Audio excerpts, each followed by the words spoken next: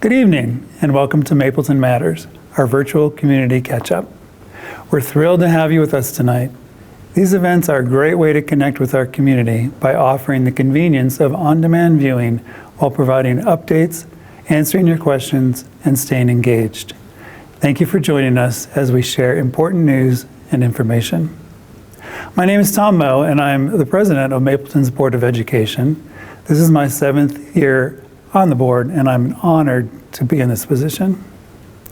Leading up to tonight's episode, we asked for your help in creating the agenda, and we'll be covering the items you wanted to learn more about, including the opening of the new Meadow Community School and an update on the Explore primary building, as well as the York International and Achieve Academy rebuilds. We'll also be discussing the 2025, 2026, and 2026-27 calendars, the upcoming enrollment season, and new district partnerships, and a few other points of pride. We're glad you're tuning in with us because we have a lot to share. Let's kick some things off with some exciting news. We're just weeks away from the grand opening of the new Meadow Community School. Right now, crews and district staff are conducting punch walks, a crucial step in the project closeout process. These final inspections ensure that every detail meets contract specifications, design plans, and the highest quality standards. It's truly remarkable to reflect on how, in 2022, this building was just a vision sketched on paper. Today, that vision has come to life, thanks to the unwavering support of the Mapleton community and a generous $13 million Building Excellent Schools Today, or BEST grant, from the state of Colorado. What was once an ambitious idea is now a reality for Meadow families and staff. Good evening. My name is Mallory Boyce, and I'm the Vice President of Mapleton's Board of Education. I've been in Mapleton for over a decade, and both of my children attend Mapleton Public Schools. Before we say hello to our new Meadow Community School building, we invite you to join us in saying goodbye to the beloved building that has served generations of Mapleton families. On Thursday, January 30th from 5 to 6:30 p.m., we're hosting a special Turn Out the Lights celebration. This informal open house offers a chance to visit the more than 60-year-old building one last time, walk its halls, see a few classrooms, and reflect on the memories made within its walls. Everyone is welcome to attend, and we hope to see you there. Just a few weeks later, we hope to see you back at Meadow for the ribbon-cutting celebration of our new building on Wednesday, February 19th at 3:30 p.m.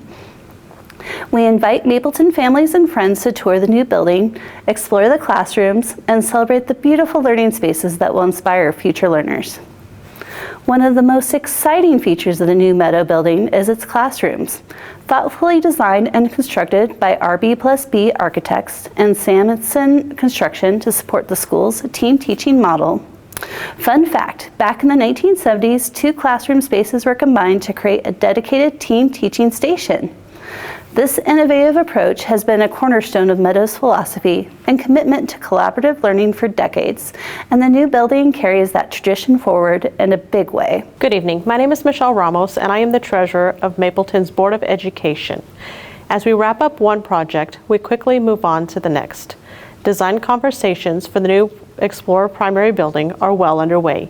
JHL Constructors and HCM Architects, the same teams who built the Explore pre-K through 8 building, are working with the district to design a new building to preserve preschool, kindergarten, and first grade students right next door to Explore at 104th Avenue and York Street. The current Explore building will be converted to serve students in grades 2 through 8, creating more classrooms in one of the fastest growing areas of the district. Explore Primary will feature child-centered designs, including spacious rooms for flexible layouts and group activities. We'll prioritize safety and accessibility, and will uplift learning and development through age-appropriate resources. We anticipate starting construction this summer and completing both the renovation of the current building and the construction of the new building by the summer of 2026. As we approach the groundbreaking date, we look forward to meeting with Explore families to share the construction timeline and discuss our plan to minimize disruptions to the learning environment while creating exciting future opportunities for all students. In 2022, the Mapleton community supported a mill levy to address our final 4 buildings. Of those, 1 is near completion, 1 will be under construction this year, and 2 remain. We anticipated we would not be able to complete these final 4 rebuilds as quickly as we have other school rebuilds, but steady progress continues. As our capital improvement program progresses, 2 buildings remain on our to rebuild list, Achieve Academy and York International School. We are closely monitoring factors that could expedite the process, as well as potential challenges that may push back our timeline. In October, we discussed the urgent need to replace the HVAC systems in 5 schools on the Skyview campus. This reprioritization of funds was important. We completed Phase 1 of the HVAC improvements at the Academy High School and Clayton Partnership Building. Those schools are much more comfortable and more conducive to learning now. This summer, we will move on to Phase 2, the Mapleton Early Career Prep and Mapleton Expeditionary School of the Arts Building. We continue to actively pursue every available grant to help offset the cost, including preparing an application for the state's BEST grant, which we will submit next month. Another factor that could accelerate our progress on construction projects and on providing other supports to schools is positive changes in state funding for public education. Last year, Colorado lawmakers voted to fully fund schools by eliminating the budget stabilization factor, a funding mechanism that had withheld money from K-12 education to cover other state budget priorities for a period of 14 years. Also, Colorado's new school finance formula, House Bill 24-1448, is slated to begin in the 2025-26 school year and be phased in over the next 6 years. This new funding formula aims to increase equity and provide more funding to schools with the greatest needs, among other important changes. However, as Colorado's legislative season begins this month, it's clear that budgets are tight. At this month's annual legislative preview event, state lawmakers revealed that they must cut between $700 million and $1 billion from the state's $16 billion general fund to balance the budget. With K-12 schools accounting for about a third of that total, education remains one of the state's largest expenses and possibly a target for budget cuts. Earlier this month, 2 public education funding adequacy studies ordered by lawmakers and conducted by independent groups concluded that Colorado must increase education funding to meet the needs of its students. With this in mind, we are closely watching the state's decisions and are eager to see how they will impact our plans. We'll provide a link to the Chalkbeak article about the adequacy studies on the Mapleton Matters webpage if you're interested in more information. Shifting gears, the newly formed calendar committee met in December to ensure that Mapleton's academic calendar aligns with the needs of students, staff, and the community, while also meeting state and district standards. The committee reviewed the 2025-26 calendar and proposed several slight adjustments to better reflect the preferences of Mapleton stakeholders. The revised calendar was approved at last week's Board of Education business meeting. The revised calendar will be shared with all families and is available on the website. Additionally, the committee has drafted 3 calendar options for the 2026-27 school year and is eager to hear your feedback. Each calendar presents a slightly different distribution of non-student contact days, with one option featuring a later start in August to account for warmer and summer temperatures. The calendars and survey are available on Mapleton's website. You can also find a link to the survey in your inbox. And it's enrollment season. Now is the time to tour our schools and choose your school for the upcoming school year. Curtin Mapleton families should also log on to the Infinite Campus parent portal and complete the annual update to select a new Mapleton school, add a new student to their household, or confirm their placement for the next year. Visit our website for more information. We are excited to announce a new district partnership with Food for Hope. Food for Hope partners with schools and districts in Adams counties to fight childhood hunger and provide children with nutritious food through school and district food banks and other food resources. The Food for Hope Food Bank will open at Achieve Academy. An invitation-only soft launch will be held at the end of this month. The food bank, which we'll be calling the Wolverine Den, will be open for all Mapleton families on Thursday, February 13th.